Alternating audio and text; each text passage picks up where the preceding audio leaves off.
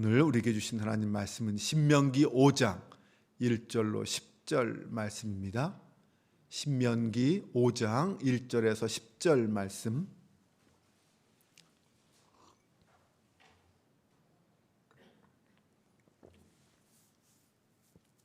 저와 여러분이 한 절씩 교독하며 봉독하겠습니다. 모세가 온 이스라엘을 불러 그들에게 이르되 이스라엘아, 오늘 내가 너희의 귀에 말하는 규례와 법도를 듣고 그것을 배우며 지켜 행하라. 여호와께서 호렙산에서 우리와 언약을 세우셨나니 이 언약은 여호와께서 우리 조상들과 세우신 것이 아니요 오늘 여기 살아있는 우리 곧 우리와 세우신 것이라. 여호와께서 산 위 불 가운데서 너희와 대면하여 말씀하시매 그때 너희가 불을 두려워하여 산에 오르지 못하므로 내가 여호와와 너희 중간에 서서 여호와의 말씀을 너희에게 전하였노라. 여호와께서 이르시되 너는 너를 애굽 땅 종되었던 집에서 인도하여 낸 내 하나님 여호와라. 나 외에는 다른 신들을 내게 두지 말지니라. 너는 자기를 위하여 새긴 우상을 만들지 말고 위로 하늘에 있는 것이나 아래로 땅에 있는 것이나 땅 및 물속에 있는 곳에 어떤 형상도 만들지 말며 그것들에게 절하지 말며 그것들을 섬기지 말라. 나 내 하나님 여호와는 질투하는 하나님인즉 나를 미워하는 자의 죄를 갚되 아버지로부터 아들에게로 3, 4대까지 이르게 하거니와 나를 사랑하고 내 계명을 지키는 자에게는 천대까지 은혜를 베푸느니라. 아멘. 할렐루야. 거룩한 새벽을 깨우며 하나님 성전에 나온 주의 백성들, 오늘도 기쁨으로 감사로 넘치는 복된 하루가 되시기를 주님의 이름으로 축원합니다. 십계명은 이스라엘 백성이 출애굽 이후에 받은 모든 법의 계명의 가장 핵심이라고 할 수 있습니다. 하나님이 이스라엘 백성들이 하나님과 온전한 관계를 이루며 하나님과 아름다운 영적 교제를 하게 하기 위해서 이 십계명을 주셨습니다. 성경의 십계명은 출애굽기 20장과 신명기 5장 이 두 군데 나옵니다. 그중에 이 출애굽기의 십계명은 출애굽을 한 그 출애굽 세대에게 시내산에서 선포한 말씀이라면 이 신명기의 십계명은 출애굽 이후 세대, 이제 가나안 땅에 들어가서 살아야 하는 그 세대들에게 주어진 말씀입니다. 출애굽기와 신명기의 십계명을 비교해 보면 약간의 차이가 있습니다. 하지만 그 본질은 결코 다르지 않습니다. 계명의 목적은 똑같습니다. 3절을 보면 이런 말씀이 있습니다. 이 언약은 여호와께서 우리 조상들과 세우신 것이 아니라 오늘 여기 살아있는 너희와 세운 것이다 라고 말씀하고 있습니다.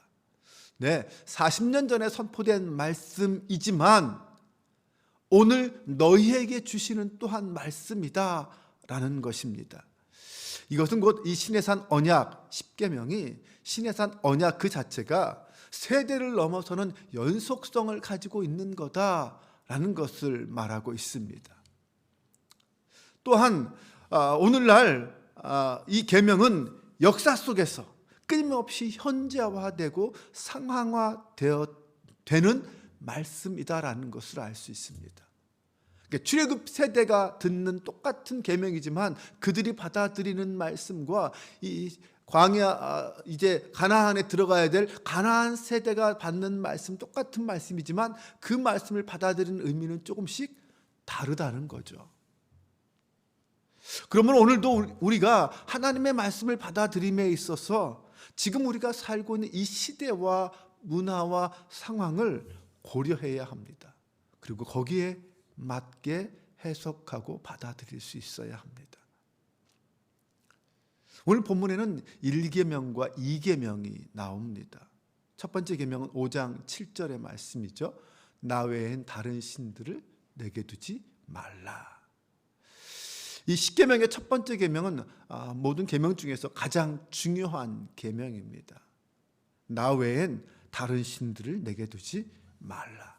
이 말은 결국 오직 여호와 하나님만을 믿고 따르라라는 말씀입니다. 하나님께서는 왜 이 첫 계명을, 이 계명을 십계명의 첫 번째 계명으로 두셨을까요? 이스라엘 백성들이 앞으로 살아가야 할 가나안 땅에는 이미 타락한 이방 신들이 많이 있었습니다. 이방 종교들이 자리 잡고 있었죠. 그 종교들이 믿는 신들은 하나같이 화려하고 사람들을 현혹시키는 그런 형상들, 모양들을 가지고 있는 신들이었습니다. 그러한 우상을 신으로 섬기고 그러한 우상들 앞에 절하는다면 결국 유일하신 하나님 여호와를 배신하는 거고 하나님과의 관계가 끝나는, 단절된다는 것을 의미합니다. 가나안 땅에서 여전히 하나님을 섬기는 백성이 되려면 다른 신들을 결코 섬기지 말아야 한다는 거죠. 이스라엘 백성들은 일찍부터 하나님의 은혜와 사랑을 많이 받았습니다. 하나님 베푸신 놀라운 기적과 이적을 체험하면서 출애굽을 했고요. 그 은혜 가운데 광야 40년을 보냈습니다. 하나님이 그들과 함께 하시고 지켜주셨습니다. 그리고 마침내 이제 가나안 땅에 도착하게 되었습니다. 이제 그 가나안 땅을 정복하고 그곳에서 성공적인 정착을 하면서 그 안에서 하나님과 더불어 행복하게 살면 되는 거죠. 그 모든 과정이 하나님의 은혜였습니다. 그 수많은 사건 사고 속에서 하나님 아니었으면 결코 그들은 거기까지 올 수 없었을 거예요. 그럼에도 불구하고 이스라엘 백성들이 만약 가나안 땅에 들어가서 하나님이 아닌 다른 우상들을 섬긴다면 그것은 정말 하나님의 은혜에 대한 반역입니다. 심각한 죄악이죠. 사랑하는 여러분, 오늘 우리도 애굽의 종살이에서 벗어난 이스라엘 백성들과 같이 하나님의 은혜로 값없이 죄의 종노릇에서 벗어난 사람들입니다. 우리가 이 은혜를 알고 이 은혜에 합당하게 산다는 것은 그러므로 당연한 일입니다.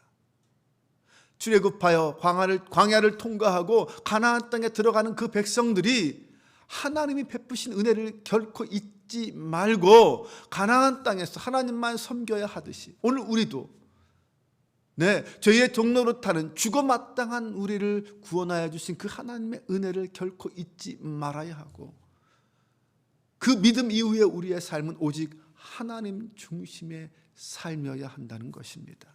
그러한 삶만이 우리를 구원하여 주신 하나님을 믿고 그 하나님을 향하여 몸과 마음과 뜻과 정성을 다하여 사랑하는 것입니다. 이렇게 마음을 지키고 하나님을 사랑하는 자는 천대까지 복을 주신다는 그 하나님의 은혜와 약속을 우리 또한 받아 누려야 할 것입니다. 두 번째 계명은 8절에서 10절입니다.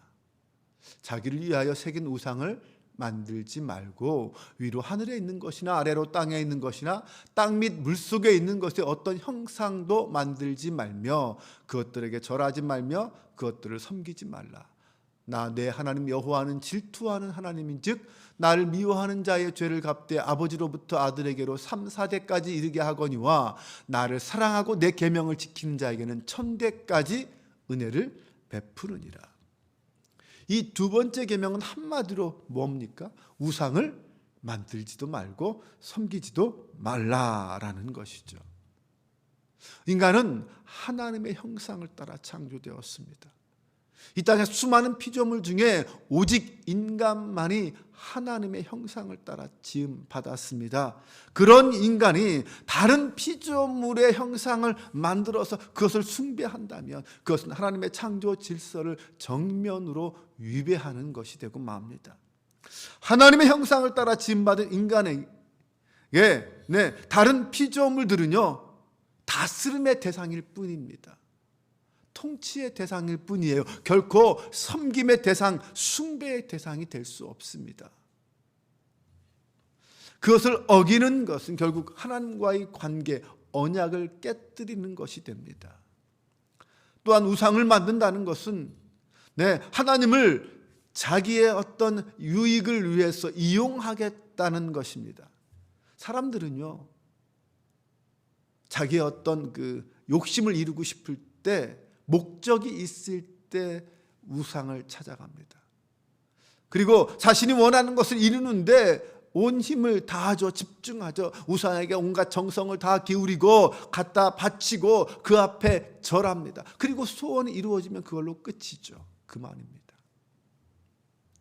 만약 우리가 우상을 대하는 그런 마음으로 하나님을 대하고 그 이름을 부른다면 그것은 하나님을 섬기는 게 아니라 우상을 섬기는 것입니다. 하나님은 결코 우상이 아니십니다. 그런데 우리가 하나님을 우상처럼 섬길 수 있다는 것이죠. 하나님을 제대로 믿으려면 하나님이 우리에게 원하시는 건지 제대로 알아야 합니다. 그리고 그 하나님이 나에게 원하시고 바라시는 것이 무엇인지 알고 그것을 이루어 드리는 일에 초점을 맞춰야 합니다. 여러분, 우리가 하나님을 믿고 따르는 이유가 무엇입니까? 만유의 창조주이시고 우리 영혼의 구원자이신 그 하나님을 경외하며 순종하기 위해서 믿음의 자리에 서 있습니까? 아니면 하나님으로부터 뭔가를 얻어내기 위해서 하나님을 이용하고 있습니까? 우리의 믿음의 수준이 어디에 있을까요? 우리는 하나님을 우상화하여 하나님의 위엄과 권위를 떨어뜨리는 죄를 범하지 말아야 합니다. 오직 하나님을 예배하고 그분의 말씀에 순종하며 그런 우리의 삶을 이 땅의 사람들에게 보여주어서 우상으로 가득한 이 세상 속에서 우리의 삶을 통하여 오직 하나님만이 진짜 하나님 신이고 오직 하나님만이 거룩한 하나님이란 사실을 보여주어야 합니다. 우리의 삶의 현장에서 하나님의 뜻에 순종하며 그분을 따르는 참된 예배자가 되어서 오직 여호와 하나님만이 우리의 모든 찬양과 경배를 받으시기에 합당하신 분임을 보여주어야 합니다. 이스라엘 백성에게 주어진 십계명은 오늘 그리스도를 믿는 우리에게도 결코 간과해서는 안 될 아주 중요한 계명입니다. 가장 중요한 것은 우리의 마음이 세상의 우상을 향하지 않고 언제나 하나님을 향하여 있어야 한다는 것입니다. 하나님만을 사랑하고 믿어야 한다는 것이죠. 욕심을 따라 우상을 의지하는 것과 같이 그렇게 하나님을 믿는 부패한 신앙, 잘못된 신앙에서 우리는 벗어나야 합니다. 언제나 말씀에 귀를 기울이며 그 말씀 앞에 순종하는 사람, 그 사람만이 참된 하나님의 백성이라는 사실을 잊지 말아야 합니다. 여러분, 우리는 하나님의 소유된 백성입니다. 오직 하나님만을 찬양하며 하나님의 뜻에 순종하며 거룩한 삶을 살도록 지음받고 부름받은 하나님의 자녀라는 사실을 잊지 마시기 바랍니다. 오늘도 이 믿음 가지고 이 땅에서 믿지 않는 자들 속에서 믿음으로 승리하는 저와 여러분 되시기를 주님의 이름으로 축원합니다. 기도합니다. 아버지 하나님, 오늘도 우리를 주님의 말씀을 듣고 결단하며 찬양하는 귀한 자리에 불러주신 것 감사합니다. 날마다 주님이 주신 말씀을 묵상하며 실천하는 저희들 되게 하여 주옵소서. 오직 여호와 하나님만이 우리의 하나님이심을 믿습니다. 하나님을 나의 주인이요 생명이요 구원자이심을 선포하며 그 믿음에서 결코 흔들리지 않는 저희가 되게 하옵소서. 신실하신 하나님이 우리의 구원을 이루시기 위해 독생자 예수 그리스도를 보내셨듯이 우리의 하나님 사랑 또한 결코 변하지 않는 신실함 속에서 순종으로 나아가게 하여 주옵소서. 우리에게 하나님이 정말 원하시는 것이 무엇인지 알길 원합니다. 그것은 바로 사랑이라고 믿습니다. 하나님이 언제나 최우선 순위가 되게 하시고 하나님을 이용하거나 그 역사하심을 제한하는 어리석은 자가 되지 말게 하옵소서. 언제나 우리의 모든 계명의 중수와 행함이 사랑이 근거가 되길 원합니다. 사랑하기 때문에 예수님을 보내시고 사랑하기 때문에 십자가에 죽으신 주님처럼 사랑하기 때문에 말씀대로 살고 사랑하기 때문에 순종하고 사랑하기 때문에 봉사하고 사랑하기 때문에 찬양하고 예배하는 저희들 되게 하여 주옵소서. 우리 주 예수 그리스도의 이름으로 기도합니다. 아멘.